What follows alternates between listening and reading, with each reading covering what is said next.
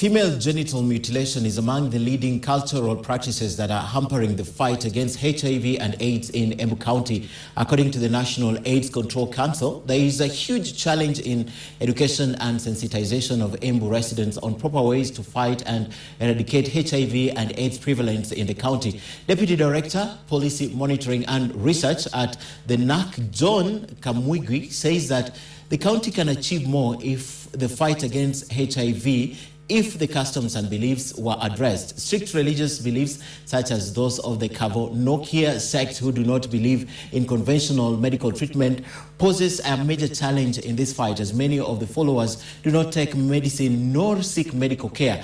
The HIV prevalence in Embu County stands at 3.6%, below the national prevalence, and according to experts, this figure should be pushed down with proper implementation of the plans. We are still facing a lot of stigma, even at national level. We have come up with a wonderful document which will assist us to actually reduce this menace.